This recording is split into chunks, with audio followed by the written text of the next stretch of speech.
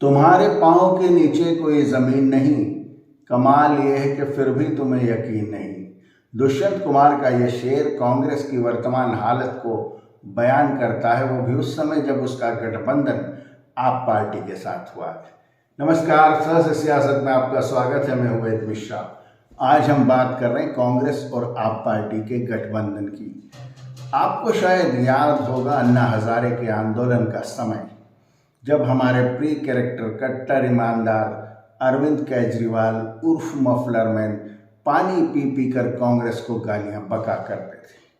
उनके मंच पर बहुत बड़े एक पोस्टर लगा होता था जिसमें लगभग कांग्रेस के हर नेता का फोटो होता था और उस फोटो के नीचे लिखी होती थी एक रकम।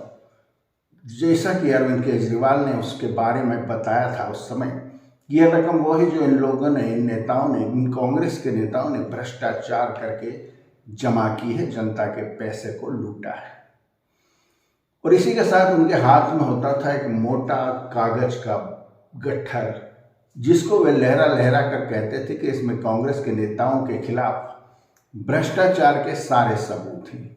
और जैसे ही आप पार्टी सत्ता में आएगी, सबसे पहले शीला दीक्षित और फिर सोनिया गांधी, राहुल गांधी, मनमोहन सिंह, यानी कांग्रेस के जितने भी नेता हैं सारे जेल में होंगे। वही अरविंद केजरीवाल अब सत्ता में है, दिल्ली के मुख्यमंत्री हैं, और जब 2024 लोकसभा का चुनाव लड़ने का समय आया तो उन्होंने उसी कांग्रेस पार्टी से गठबंधन कर लिया है। इस गठबंधन का एक दिलचस्प पहलू आपको बताएं कि चांदनी चौक सीट कांग्रेस के खाते में आई है, यानी कि कांग्रेस का उम्मीदवार वहां से लड़ेगा। और हमारे कट्टर ईमानदार अरविंद केजरीवाल जी का घर, यानी कि वोटिंग लिस्ट में उनका नाम चांदनी चौक सीट से है, तो वो फिर अपनी प्रिय आप पार्टी को ही वोट नहीं दे पाएंगे और कांग्रेस पार्टी को उन्हें वोट देना पड़ेगा, जिसको गालियां बक बक कर वो पैदा हुए थे, वो यानी आप पार्टी पैदा हुई थी। और दूसरी दिलचस्प बात यह है कि नई दिल्ली की सीट जो है वो आप पार्टी के खाते में गई है। और नई दिल्ली की सीट से जो वोटर लिस्ट में नाम है वो राहुल गांधी और सोनिया जी के हैं, यानी कि सोनिया गांधी और राहुल गांधी भी कांग्रेस पार्टी को 2024 के इलेक्शन में वोट नहीं दे पाएंगी। उन्हें वोट देना होगा हमारे कट्टर ईमानदार अरविंद बाबू को। अरविंद केजरीवाल ने कांग्रेस को इतना खौफ में ला दिया है कि गुजरात में जब उसने लोकसभा सीटों के लिए गठबंधन किया तो दो सीटें कांग्रेस से छीन ली। हालांकि वो सिर्फ सीटें दो हैं, लेकिन वो बेहद महत्वपूर्ण हो जाती हैं। उनमें से एक सीट है भरूच की सीट। भरूच शायद आपको याद होगा अहमद पटेल का घर है। अहमद पटेल एक जमाने में राजीव गांधी के बेहद करीबी हुआ करते थे और राजीव गांधी की मृत्यु के बाद वे सोनिया जी के भी बेहद करीब रहे और कांग्रेस पार्टी में उनकी मर्जी के बिना पत्ता तक नहीं खड़कता था।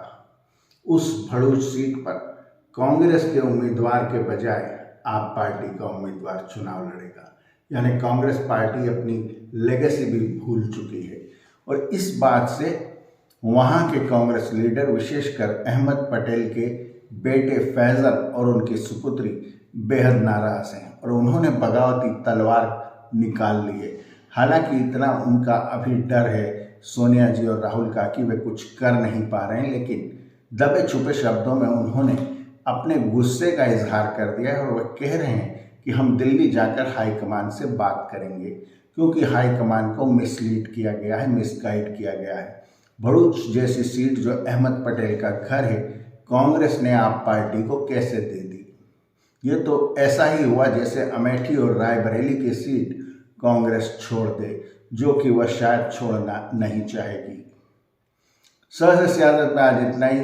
अगली बार किसी नए मुद्दे पर बात करेंगे। वीडियो देखने का शुक्रिया। चैनल को सब्सक्राइब करें और बेल आइकन के बटन को दबाएं, ताकि जब नया वीडियो अपलोड हो तो उसकी सूचना आपको तुरंत मिल जाए। हाँ, एक दिलचस्प खबर और समाप्ति के पहले, चांदनी चौक से हमारे बीजेपी के उम्मीदवार होने वाले हैं कि ऐसे शख्स जिनका नाम सुनकर चांदनी चौक वालों की बल्ले बल्ले होने वाली है। वो है हमारे खिलाड़ी कुमार उर्फ अक्षय कुमार, यानी कि फिल्म स्टार अक्षय कुमार, जो चांदनी चौक टू चाइना एक फिल्म भी कर चुके हैं। सहज सियासत में आज इतना ही। अगली बार फिर नए मुद्दे पर बात करेंगे।